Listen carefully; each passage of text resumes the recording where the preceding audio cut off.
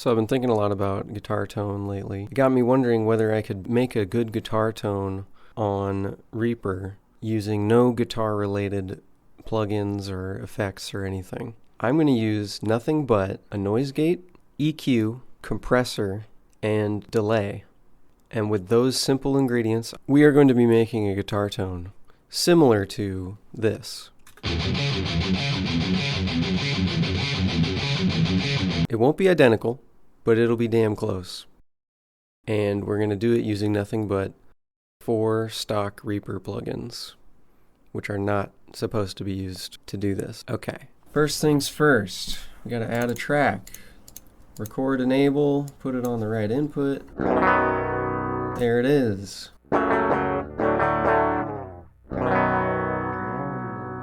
So our tone to start out is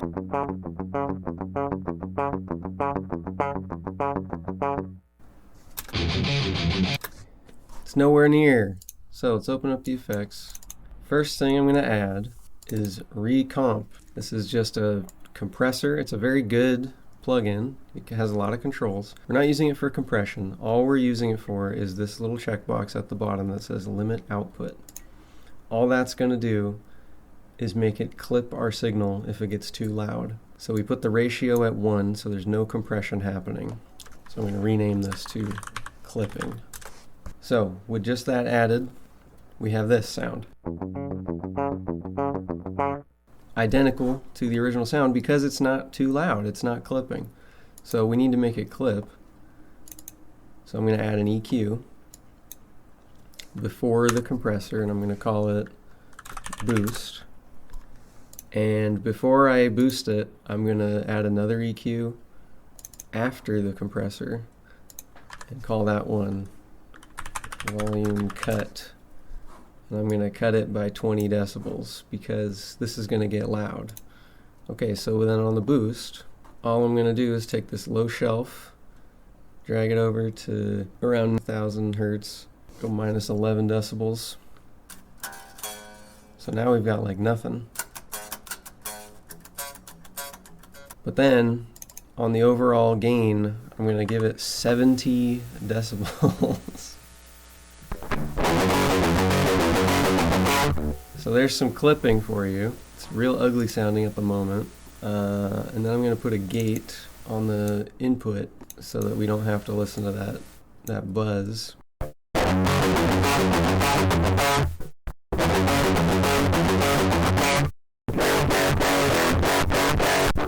So there you go. There's some harsh digital clipping. Just want to make a note on the boost. I cut out a lot of the lows because it's going to sound horrible otherwise. I'll bypass this band so you can hear it.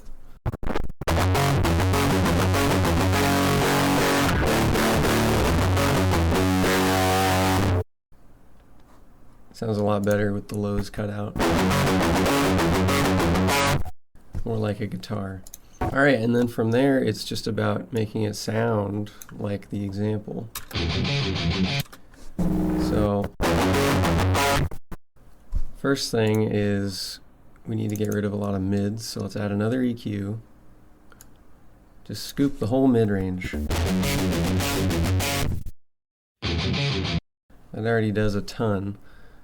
Also, if you use a guitar cabinet, you're going to end up shelving off a lot of your, you're going to end up losing a lot of your high end, so let's put a low pass on there around 4.5K.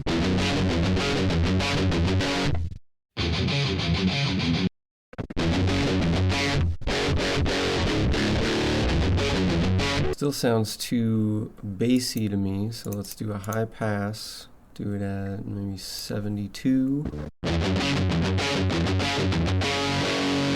It's already way closer. Okay. I think there's too much bass still in the input, so I'm going to actually make a high pass on that as well, on the boost. Do a high pass at 50.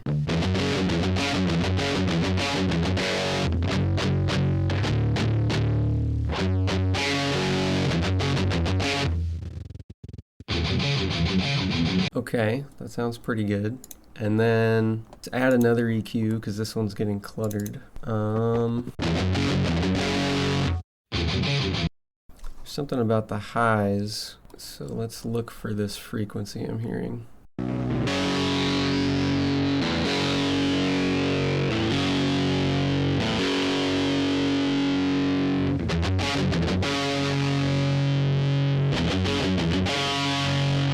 Bit too much.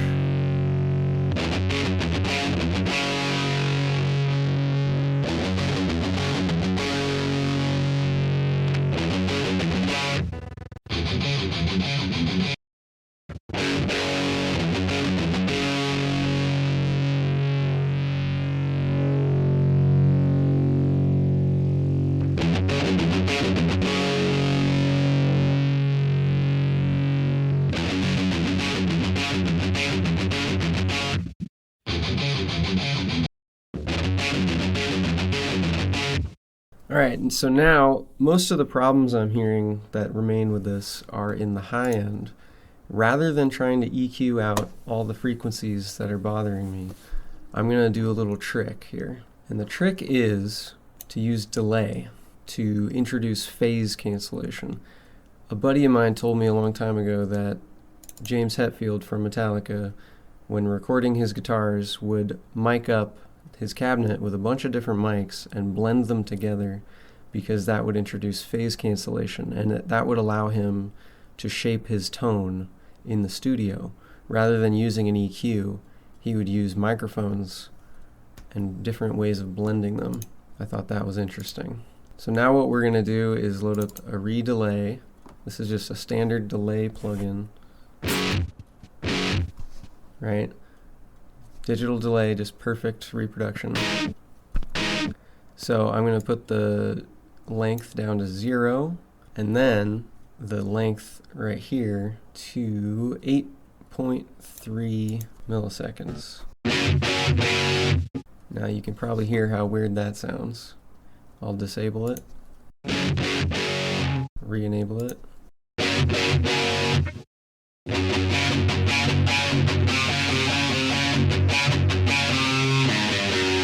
So that sounds a bit weird, but now we're going to blend out the wet. So we'll put that at about minus 7.9 there. Now it doesn't sound weird, but check it out between without it and with it. Here's without it. And with it.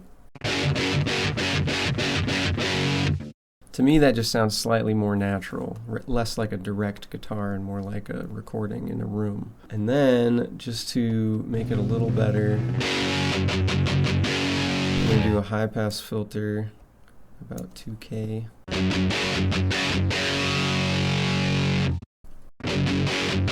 So that's without it, and with it. It's a subtle difference, but it really does make a difference. And then let's just add another one to just do it again. And this one will go about 5 milliseconds. 5.2 is good. And we'll do another high pass filter, 1300. Really weird, but then we'll take out the wet.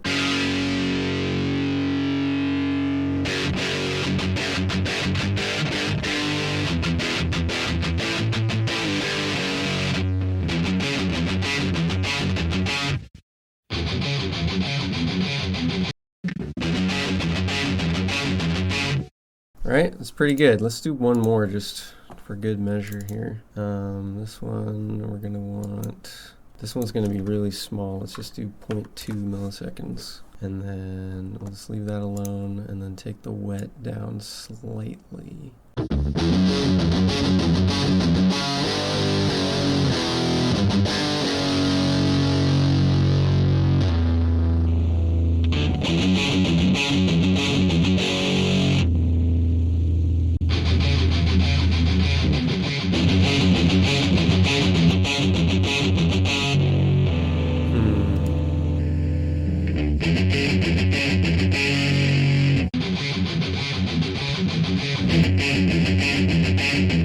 So at that point, I think the character of the sound is there, and now it's really just a matter of EQing it. So we'll load up another EQ, do a band, and I'm hearing some like high, let's see, I need to cut some highs out of this sound.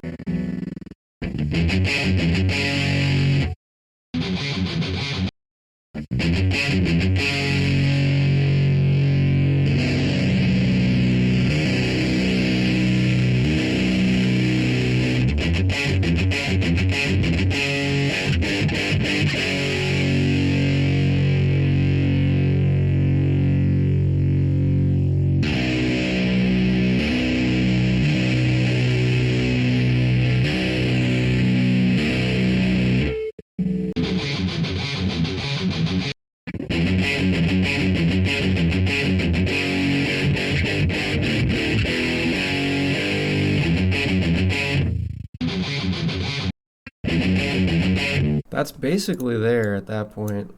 Just do a little bit more mid shaping here.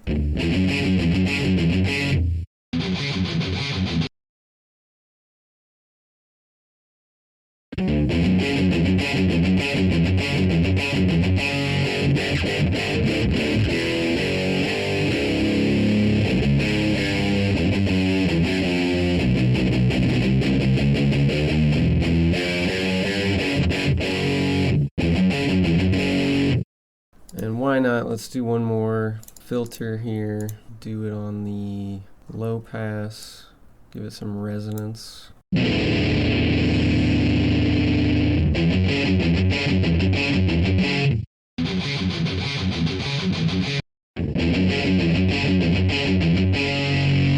And then just to have some fun with it, maybe do a high shelf and boost the highs.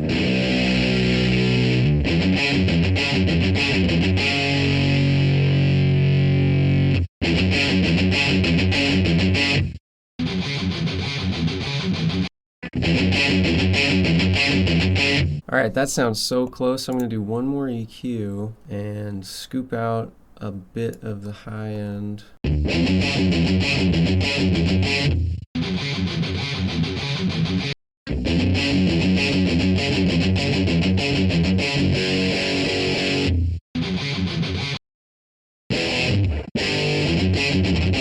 I think that's close enough. So then now that that's all done, I'm going to save the effects chain as guitar, metal, rhythm. And I'm going to call it stock plugins only metal guitar 3 because I've already done this twice today. Okay, and then I'll load up another track, give it the same input, and then I'll add the effects chain. And there you go. It's like a preset you can load anytime. Pan one to the right, and I'll pan one to the left, and I'll do a little recording.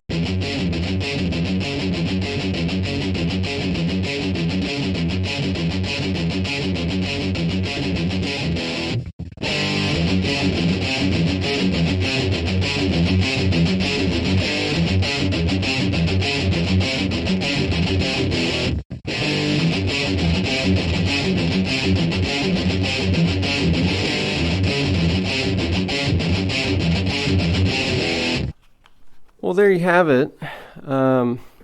You can build a guitar tone with some really basic effects. All you need is clipping, EQ, and you don't really need the delay, but it sure helps get it to sound a little bit more realistic. And that just goes to show you that all these modelers and everything, they could be doing something really basic under the hood. You never know. I don't think they're necessarily all modeling every piece of circuitry in the amplifier. I think that's unlikely.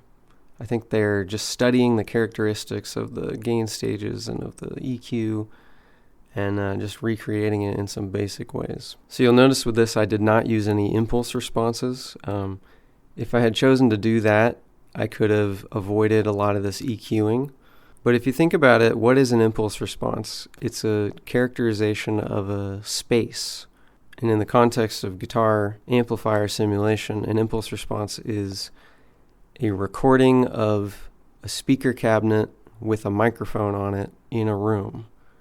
So we are simulating that with our EQ and our delay. When the sound comes out of the guitar amp, there's a bit of EQing going on because the speaker cannot faithfully reproduce all the frequencies you're feeding into it. So it cuts out a lot of the highs, it emphasizes certain other frequencies, it cuts out a lot of the lows. And then as the sound comes out of the speaker, it travels toward the microphone, but that introduces some delay. And the sound waves are going to travel at different rates, and they're going to bounce around and mix together, and it's going to introduce a lot of phase cancellation. And then it's going to go into the microphone, and that's going to pick up certain frequencies louder than others. It's going to reject certain other frequencies that might be bouncing off the room and coming from behind. It's going to do a lot of phase cancellation. So anyway, the point I'm trying to make here is EQ and delay are basically what's going on when you're recording an amplifier. So if you have a good idea of what is actually happening to the sound, you can just recreate it using EQ and delay plugins on your computer. I know this wasn't the greatest tone in the world, but considering what it is and where it came from and how quickly I was able to make it, I think it's pretty impressive. I think it's pretty good. So anyway, thank you, and if you like this video, please consider to like and subscribe. Thank you very much.